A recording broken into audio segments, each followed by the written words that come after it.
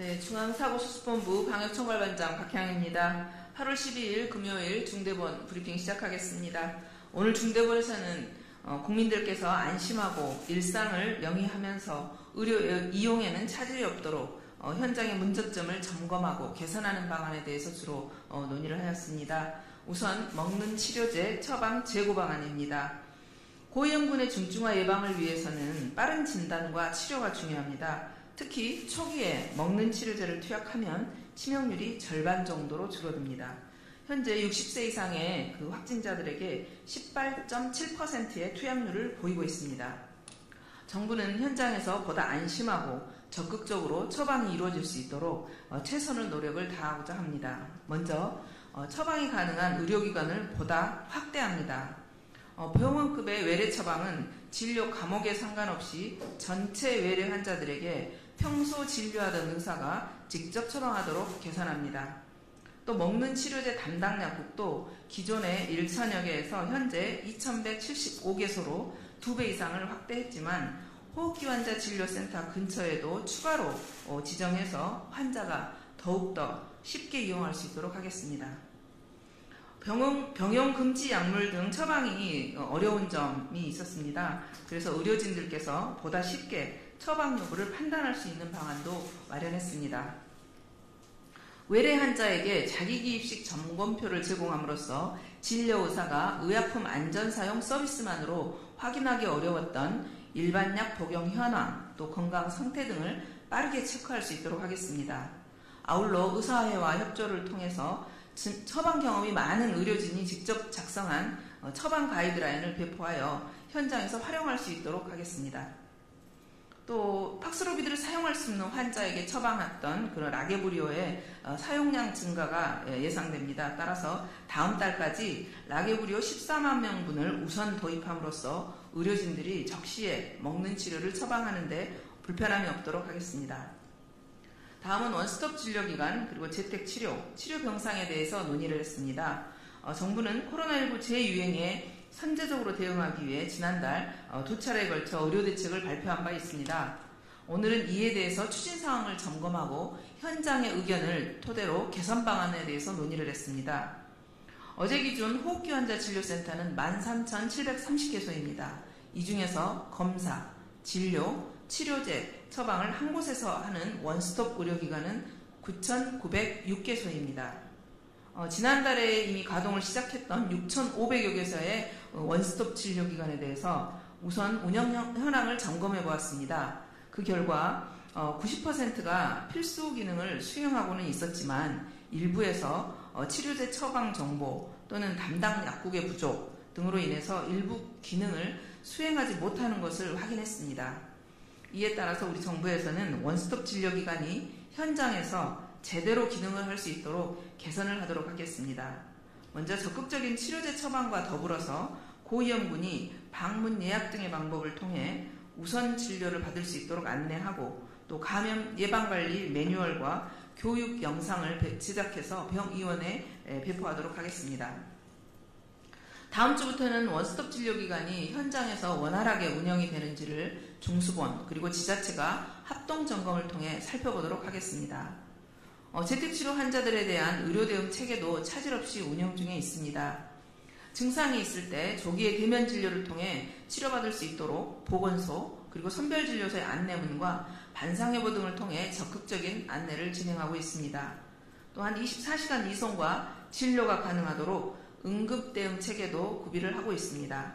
야간 휴일에도 비대면 진료가 가능한 의료상담센터가 173개소 운영 중에 있습니다. 앞으로도 운영 현황을 주기적으로 점검해서 주말, 야간 등 의료 취약 시간에도 공백이 없도록 의료대응 체계를 지속적으로 관리해 나가겠습니다.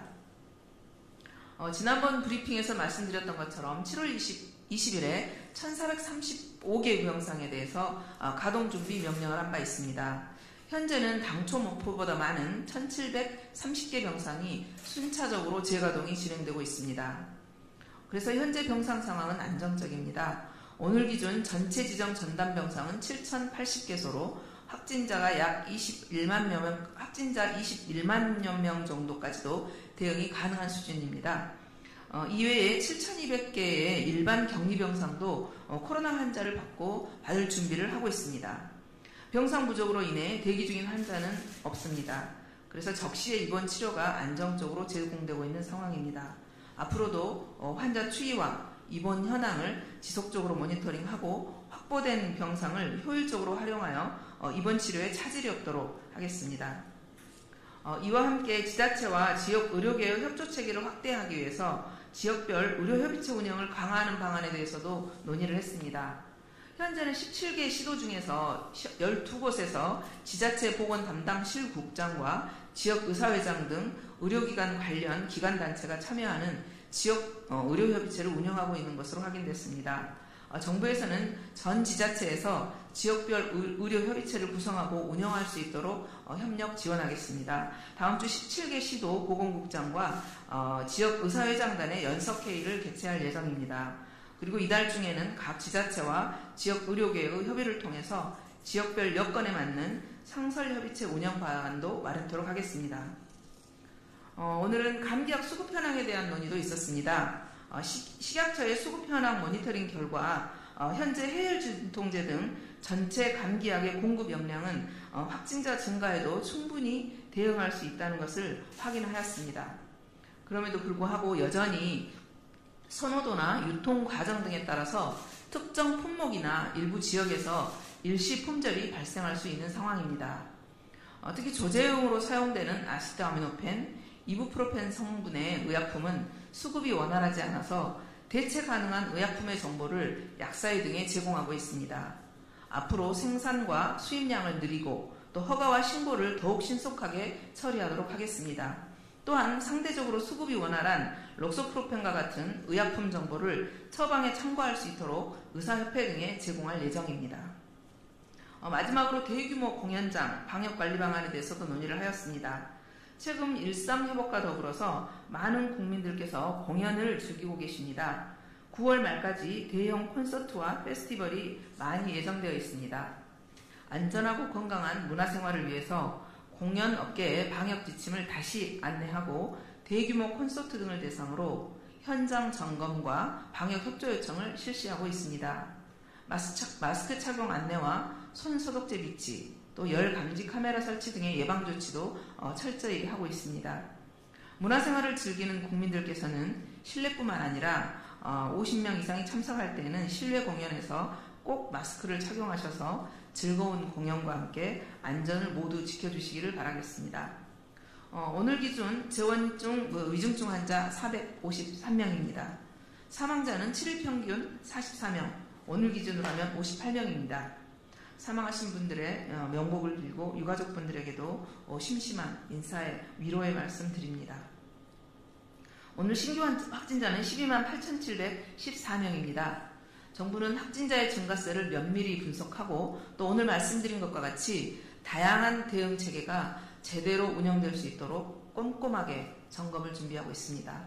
국민 여러분께서도 이번 주말과 특히 광복절 연휴에 마스크 착용, 손 씻기, 외출 자제 등의 생활방역 수칙 준수를 꼭 기억해 주시기를 다시 한번 당부드리겠습니다. 그리고 여행 전에 예방접종 반드시 받아주시기를 당부드립니다. 감사합니다. 다음으로 정기석 국가감염